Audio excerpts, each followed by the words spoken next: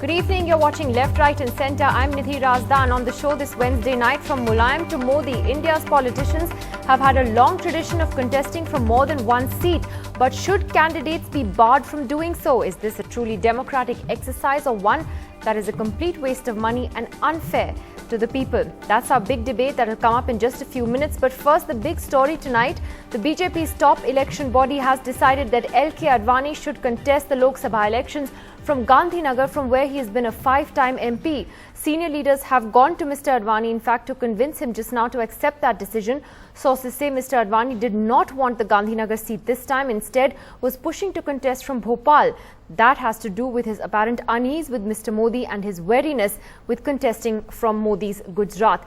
We are expecting a BJP press conference shortly to announce Mr. Advani's candidature as well as other seats, also Mr. Modi's other seat, which is expected to be announced as well from Gujarat. Rahul Srivastav now joins us with more on this big political story from the capital. Rahul, that again, what this story has shown are the deep divisions within the BJP, particularly the Advani and Modi camps ahead of these polls. Yes, Nidhi, what can be called as a Modi versus Advani battle can also be called as a Modi versus those who have been eclipsed in the BJP by Narendra Modi battle. And perhaps the clearest example came today morning when it became apparent that Mr. LK Advani was pushing for a contest from Bhopal, shifting away from Gandhinagar, which he has contested for the last 5 times. What is interesting is that both sides, Advani camp and Modi camp, had different stories to tell. The Advani camp was saying that one after LK Advani skipped the 2 crucial meetings in which Narendra Modi was elevated, once in June in Goa and then the parliamentary board which anointed Narendra Modi as a prime ministerial candidate in September. After that, there is some kind of a wariness whether the BJP cadres who are backed by Narendra Modi, will they enthusiastically work for LK Advani's win in Gandhinagar? The second was also a political trump. The trump was that, like Mr. Rajnath is from going to Lucknow, Modi is going to Varanasi, Arun Jaitley to Amritsar, Mr. Advani shifting to Bhopal might actually send a political signal that the BJP is focusing on different states. But somewhere the Modi camp was extremely wary, because if Mr. Advani had shifted to Bhopal, it would have meant that the opposition would have said that even LK Advani is uncomfortable in Narendra Modi's Gujarat.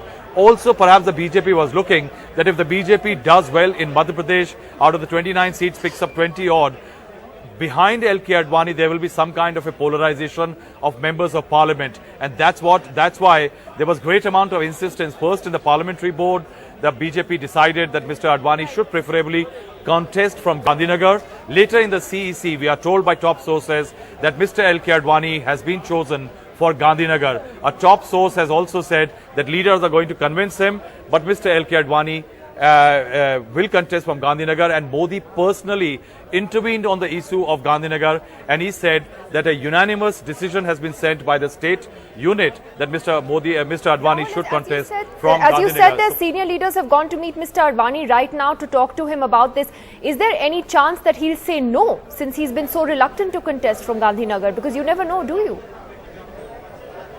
Nidhi, what we'll have to wait for that how far does Mr. LK Advani feels like escalating the situation. He has had his say. He has proved yet again that he's still a relevant man, that though he may not have a huge say in a lot of activities in the BJP, even from where he is going to contest, once he stands up against the decisions or the popular tide, then certainly he has his say and he is still relevant. And perhaps one will have to wait for the word from the BJP. I asked a senior leader in the BJP that now that the parliamentary board and the CEC have decided that Mr. Advani should contest from Gandhinagar, will he contest? His reply was, we hope so. So perhaps what one can say that in BJP it's never over, it is actually over. But right now the word is that the CEC has decided that Mr. Advani should go from Gandhinagar. Well, the other big story that will come out of this meeting tonight is going to be Mr. Modi's candidature from a seat in Gujarat. He's already been announced as the candidate from Varanasi for the BJP, where Barkha joins us live now from there. Barkha, what's the feedback from Varanasi itself, from people who've been very enthusiastic about Mr. Modi contesting from there?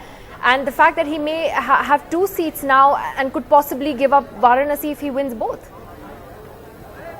Nidhi, here at the Asi Ghat, Asi Someshwar Mandir, in fact in Banaras, where we are broadcasting from, people are waiting to hear from that BJP press conference. You know that there was initially a great sense of euphoria among many residents of Banaras. They were excited that to have a prime ministerial candidate contesting from here could perhaps bring this oldest living city in the world the attention that they want for its infrastructure, for its roads, for cleaning up the Ganga. But increasingly the people I've been talking to are getting anxious. They are worried. The word on the street is most people back Mr. Modi, but they're not too happy about his contesting from another seat in Gujarat.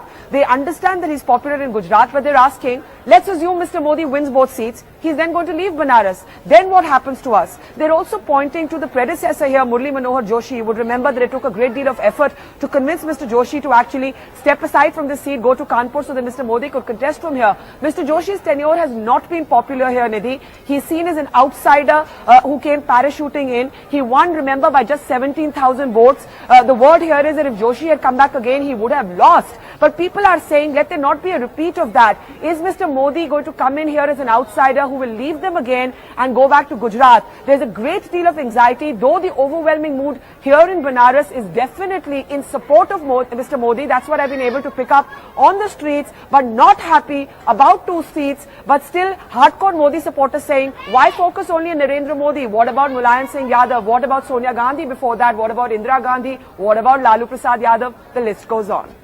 All right, Barkha, thanks very much for joining us there. We'll have more live reports from Barkha a little later tonight on the channel. And in fact, as we wait for that BJP press conference to take place, the debate over contesting from 2 seats has really heated up in this election campaign. As you heard, Barkha, they're also mentioning other leaders who are also contesting from more than 1 seat. It's actually across party lines that something like this takes place. Neha Khanna has more on why there is such a huge debate this time. Gujarat and Uttar Pradesh, Narendra Modi's road to anticipated prime ministership will start from 2 states. आपने सही सरकारें चुनी नहीं है. While he may be doing it to prove a point, there are many others who have in these elections and in the past contested from 2 seats simultaneously just to be safe. Mulayam Singh Yadav is contesting the Lok Sabha polls from Azamgarh and Mainpuri in Uttar Pradesh.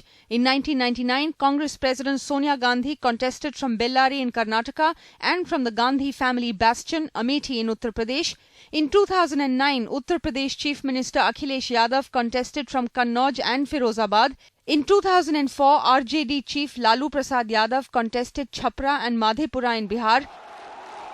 It's an electoral practice that has been repeatedly questioned, yet it continues.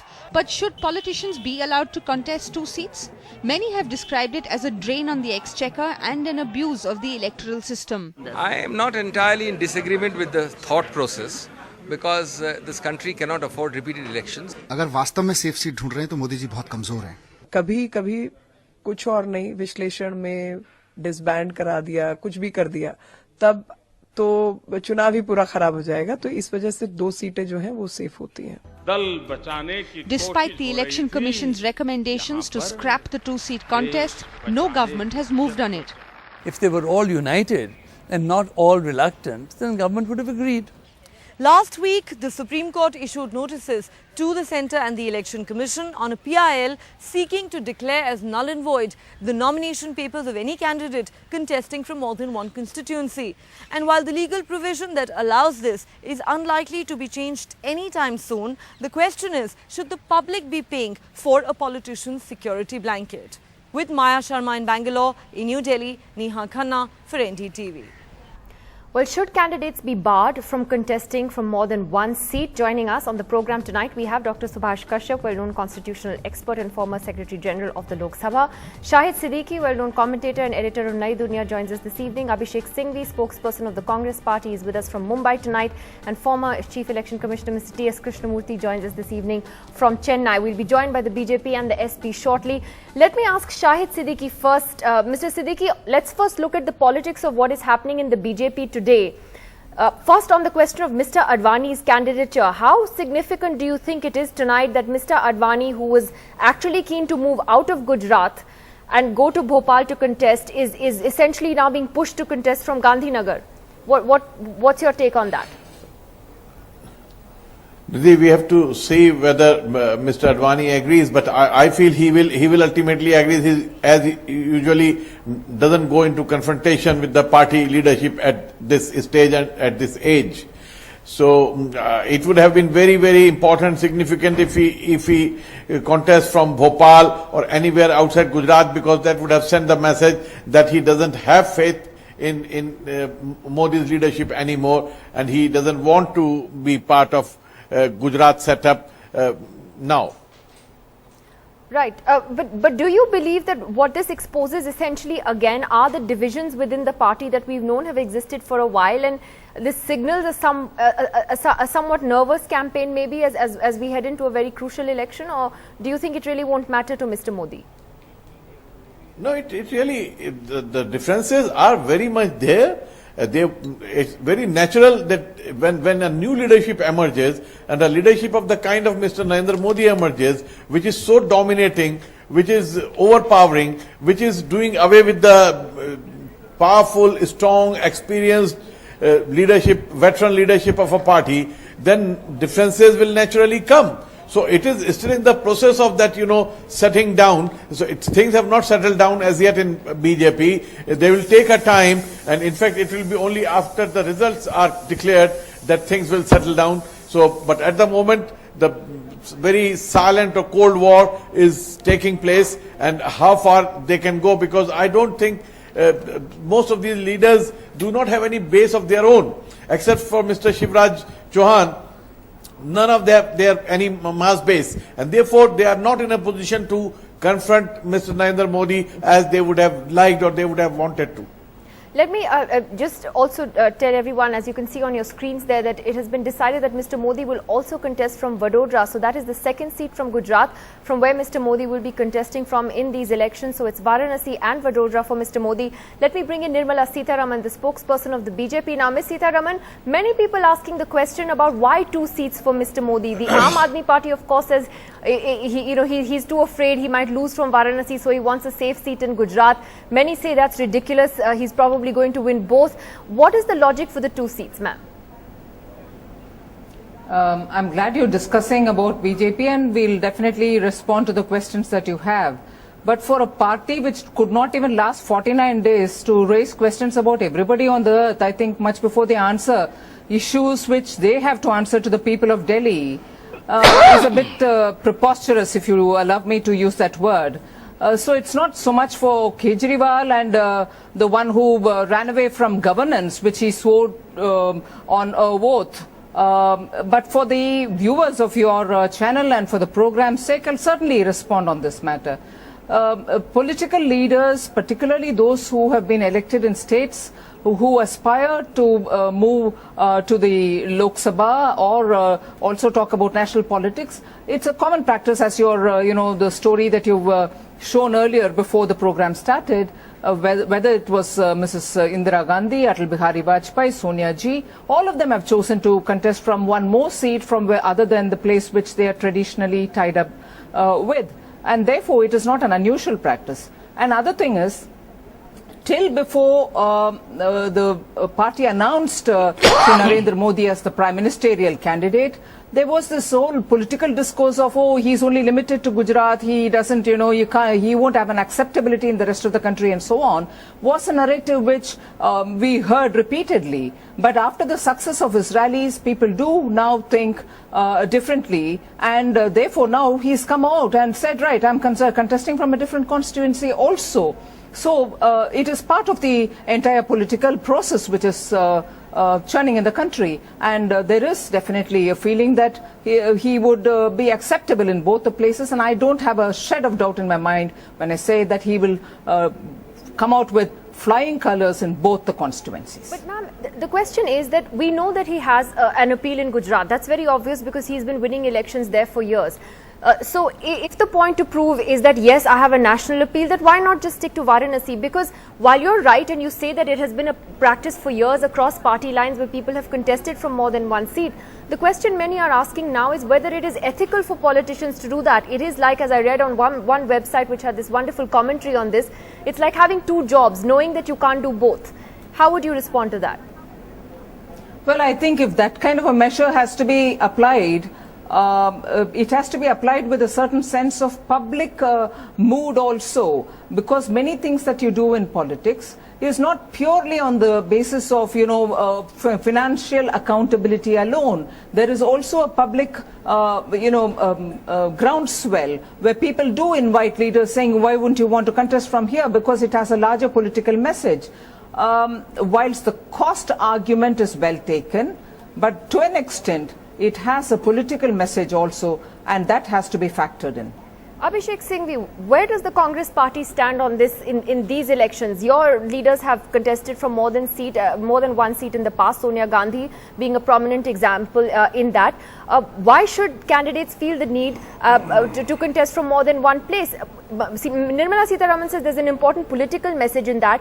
Others would say simply that, people are looking to cover their tracks, that, okay, if it doesn't work out in one place, we'll go to another.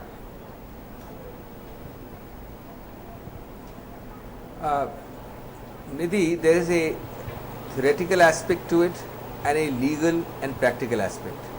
In theory, a person may well want to stand for more than one seat for a variety of reasons. Those reasons could vary from making a statement of a national imprint, from covering his backside and hedging his bets, from being fearful of losing in one, and also genuinely in the earlier days, for example, an election may be countermanded because of the death of a candidate. All right, I'm sorry, we have a problem with your audio, Dr. Singhvi. I'm really sorry, we can't hear you. Several reasons in theory. Okay, maybe it's fixed. I have no idea. Let me just try again. Sorry, go ahead. I've been waiting pretty long. Yeah, no, I think we have some disturbance. We'll just get back to you in just a moment. Let me take this question to Madhukar Jaitley of the Samajwadi Party. Mr. Jaitley, Mulayam Singh Yadav is also contesting from two places. Why? Is he insecure about one seat? Your audio problem. You see, Nidhi, Mulayam Singh Yadav does not have to prove his credentials because he has contested several assembly and several parliament elections before. And the fact is that ultimately it is in any democracy, it is the will of the people which decides upon whether on the sovereignty of the government or on the political party. And in this case also, the decision to contest from two constituencies was taken only on the basis of the pressing demand of the workers of that area who wanted Mulayam Singh Yadav to contest, and therefore in order to respect the sentiments of the people, it was a decision collectively taken by the party that Mr. Yadav, he being the tallest leader of the party, will be able to should contest from Azamgarh and from Mainpuri, which is his old stronghold. Both places are Samajwadi Party strongholds. And but you don't feel it's a waste of money? Because if he wins both, he has to give up one seat. Then there will be a by-election. Is it fair to the people of the constituency which he'll give up? You see, Nidhi, to some extent you can be right. The fact that financial accountability is not the only aspect, because the will of the people, as I said, in democracy is the ultimate benchmark, because the will of the people decides about the decisions that have to be taken, whether they are by any political party or by the government, as I said. Dr. Singhvi, sorry about the audio problems there. I think we have you there from Mumbai. Go ahead, please. Yes. No, I had started by saying, Nidhi, that there is a theoretical aspect and a practical and legal aspect. Now, theoretically, of course, people not only do it to hedge their bets, also to prevent losing from one and therefore losing from all, and therefore have a second seat, but also for reasons of nullification of an election. Election may be countermanded under the old law, there may be other consequences, and they want to prevent that. But in practice, let me say that barring a few leaders who have the capacity to win from most parts of the country, and I would certainly rate Mrs. Indira Gandhi and Mr. Vajpayee in that category. Most people in contemporary political times do it for preventing and hedging their bets. Ms. Sonia Gandhi certainly had the capacity to win from the north and the south. But a lot of cases I find now, I doubt very much if it is for that reason. Personally, I am of the view that the time has come for an all-party consensus for preventing this kind of absolute wasteful fighting of elections from multiple constituencies. That has to be done ultimately by a law, it has to be uniform, it has to be by consensus at an all-party meeting. This is my personal view, it is not the Congress view, because the Congress or the other parties have taken no final view. Do you believe that Mr. Modi has the capacity, the way Mrs. Sonia Gandhi did, to win both seats? Because why leave Mr. Modi out of this? And Mrs. Sonia Gandhi is a contemporary political leader as well. Well, it is very clear. The sequence, Nidhi, the sequence of events makes it clear. The sequence of events makes it clear that Mr. Modi, having tried to endorse his prime ministerial ambitions by making a statement regarding Varanasi, has also felt that to be absolutely safe and not suffer the ignominy of a defeat, he must hedge his bets. It is very clear. So there is an element of insecurity. So in Mr. Modi's case, it's insecurity. As far as Mr. Advani is concerned, I find it, as far as Mr. Advani is concerned, in case this is the reports which are coming in now in your channels are true, it appears to be an additional vote of no confidence in Mr. Modi. Nirmala Sitharaman, your response to that? You know, it's interesting that the Congress would say that in Sonia Gandhi's case, it's a test of her capacity to win from north and south, but in Mr. Modi's case, it's a sign of insecurity, they say. Yes, it is. I can understand the enthusiasm with which Dr. Singhvi wants to respond on this, especially at a time when in his party senior leaders are running away from contests.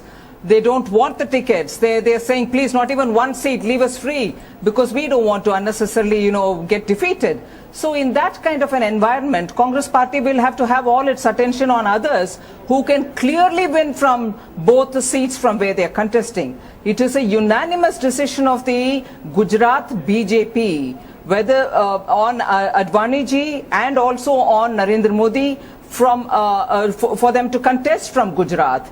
And therefore, here is a party which recognizes that the people of India definitely support their leaders, are willing to face the election from not just from their own traditional seats, but also to reassure in many other areas the citizens who have welcomed them to contest from there, and they therefore have gone in both the places and supported by unanimous resolutions of the state units. On the contrary, the Congress today is having a situation where people who have been given tickets are returning their tickets and even leaving the party and going away. Like the person who was a former minister in Bhind, Madhya Pradesh, has given away the ticket, given back the ticket and gone. Sitting MP, Mr. Inderjit Singh, has also given away ticket there. So the people returning their tickets and moving to other parties, but and therefore Dr. Singhvi can have the luxury of commenting on others. Nidhi,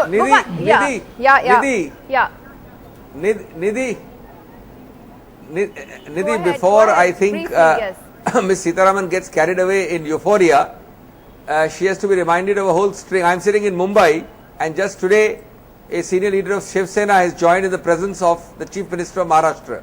A few weeks ago, a person of great symbolic relevance, Mr. Vajpayee's niece, joined the Congress. Well, Mr. So let's not get carried away by a few examples here and there. But yes, of course he did. And I think there is a clear element of opportunism there. Anybody who knows UP politics, Mr. Jagdipa Pal, will say that. But let me say this, we are discussing a matter of principle. Ultimately, there has to be speculation whether a person fights in two places because he is so sure of victory at both, or because he is sure of loss in one. But that speculation apart, I am certainly believe that a matter of principle, a all-party consensus should lead to an amendment in the law preventing multiple constituencies being fought by the same person.